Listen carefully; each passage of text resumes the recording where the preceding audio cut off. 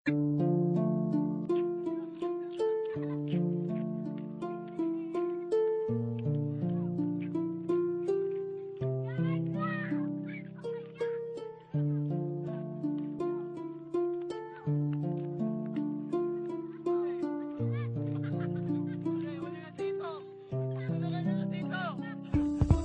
ang buhay ko, kilalanin mo kong tunay.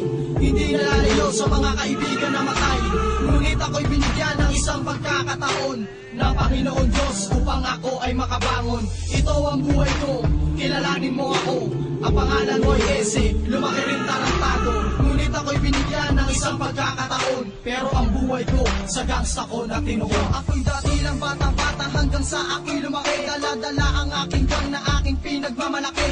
Ako'y kumakasa kahit saan man mapunta. Dala-dala aking kargada na punong-puno ng bala. Yan ang aking natutunan sa mundong magulo. Laging madilim ang nilalakaran sa lugar ng tondo.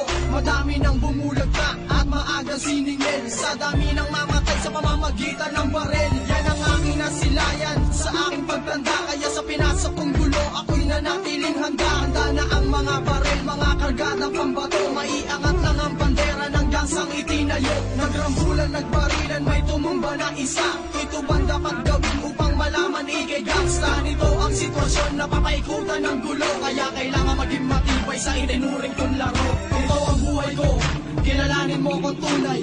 Hindi nalalayo sa mga kaibigan na matay. Ngunit ako'y binigyan ng isang pagkakataon ng Panginoon Diyos upang ako ay makabangon. Ito ang buhay ko, kilalanin mo ako.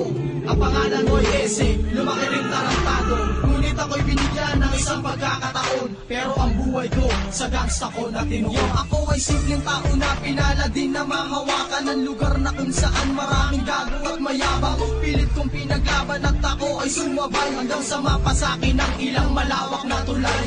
Ako'y wala rin pera upang mapagalaw kayo. Ang tanging ginamit ko'y pakikisama sa mga tao. Meron ding ilang pilit akong binubuhat. Ngunit sa aking pag-usbong ay nagtiklupan ng lahat. Pero di ako sumikat sa pakikipagtuos. Sumikat ang pangalan ko sa pakikisama ng lubos.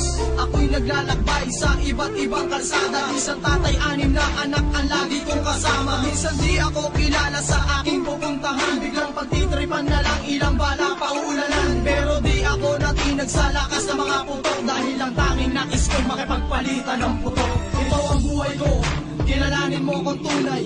Hindi nalalayo sa mga kaibigan na matay. Ngunit ako'y binigyan ng isang pagkakataon ng Panginoon Diyos upang ako ay makabangon. Ito ang buhay ko, kilalanin mo ako. Ang pangalan mo'y Ese, lumaki rin tarantado.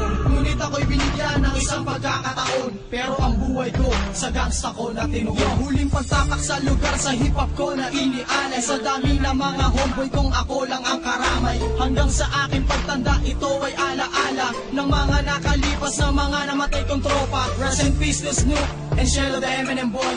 See you at the crossroad, we love you so much boys. Yan ang tanging alaala na aking mabibigay sa aking mga kaibigan na una nang mamatay. Hindi ko kayo malilimutan, lagi kayong nasa isip. Maging sa pagtulog hanggang sa aking panaginip. Ganyan talaga ang buhay, una-una lang yan. Alam ko nandyan lang ang Diyos, hindi kayo pababayaan. Kaya sa mga homeboy ko, mag-ingat lang kayo. Hindi basta-basta hanggang warna pinasok nyo. At sa mga tropa kong ako'y handa pa rin tulungan. Salamat sa inyo, hindi ko kayo malilimutan. Ito ang buhay ko, kilalanin mo kong tunay.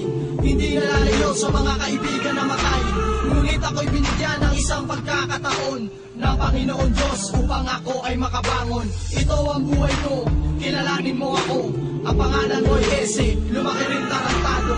Ngunit ako'y binigyan ng isang pagkakataon. Pero ang buhay ko, sa gangsta ko na tinuon. Ito ang buhay ko, kilalanin mo kong tunay. Hindi nalalayo sa mga kaibigan na matay. Ngunit ako'y binigyan ng isang pagkakataon ng Panginoon Diyos upang ako ay makabangon. Ito ang buhay ko, kilalanin mo ako. Ang pangalan mo'y Ese,